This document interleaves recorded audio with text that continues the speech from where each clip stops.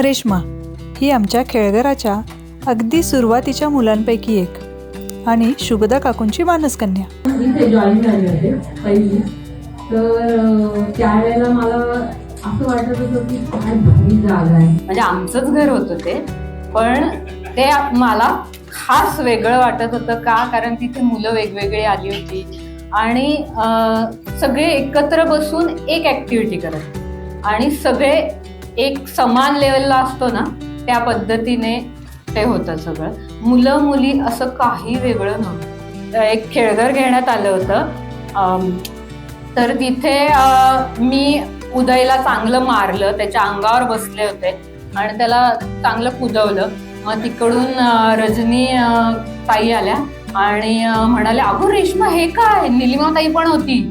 अगं रेश्मा हे बरोबर नाही, तू असं काय करतेयस? तर आणि त्या म्हणाल्या, राहून दे रेश्मा, शांत हो, पण आता थोडा वेळ थांबूयात आपण. तू काही मुलगी आहेस असं वगैरे त्यांना काही म्हणायचं नव्हतं की तू मुलांबरोबर असं फाईट करू नाही शकत, असं नाही म्हणायचं. तर तेव्हा मला एकदम भारी वाटलं, चला मस्त. आणि आमचा जो भूगोलाचा वर्ग घ्यायचा, इतिहासाचा वर्ग घ्यायचा, त्या शुभदा काकू होत्या आणि देऊला अक्षरशः ओढून आणायला लागायचं, उदयला झोपेतनं उठून आणायला लागायचं काकूला येताना घेऊन. आणि बाकी आम्ही 4-5 जण मस्त असे रेडी असायचो. त्याच्यात अनिल पण होता. तर म्हणजे आनंदाने शिकणं होत होतं तिथे. असं पुस्तक काढलं, हे बघा धडा, असं वगैरे काही नव्हतं. प्रत्यक्ष आम्हाला नकाशा काढायला दिला जायचा. वरून कसं दिसतंय, साईडने कसं दिसतंय बघा, अनुभव घ्या.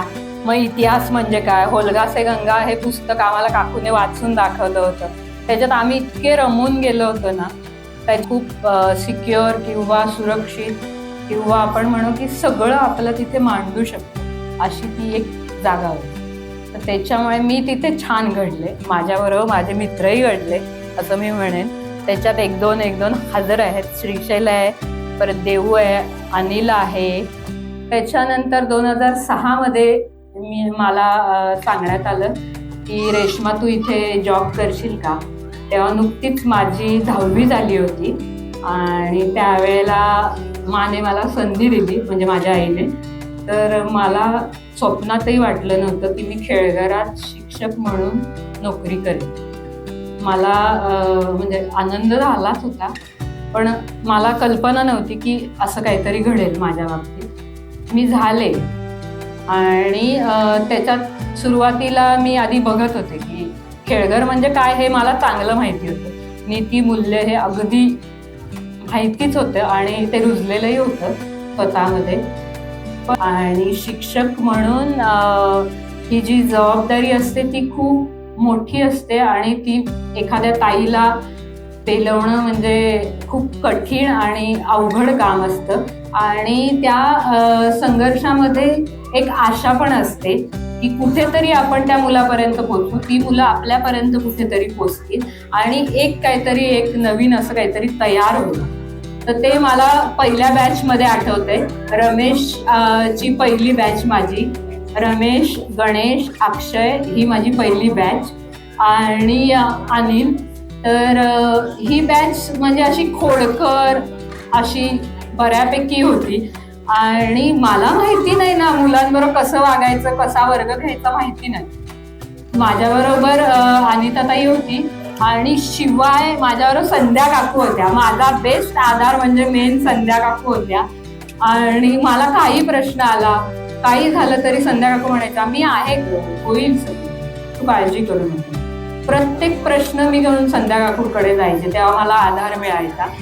तर मला मुलांच्या बाबतीत असं लक्षात आलं की जरी दंगेखोर मुलं असली तरी खूप प्रेमळ आहेत. त्यांनी मला त्यांचं कधी केलं हे मला कळलं. तर माझ्या हे लक्षातच आलं नाही. त्यांच्यावर मी पण स्वतःला बदलत गेले, पण नंतर माझ्यात पण काही बदल झाले, मुलांमध्ये पण झाले आणि मला खूप छान वर्ग घ्यायला यायला लागला. मुलं छान अटॅच झाली माझ्याबरोबर. तर असा प्रवास होता.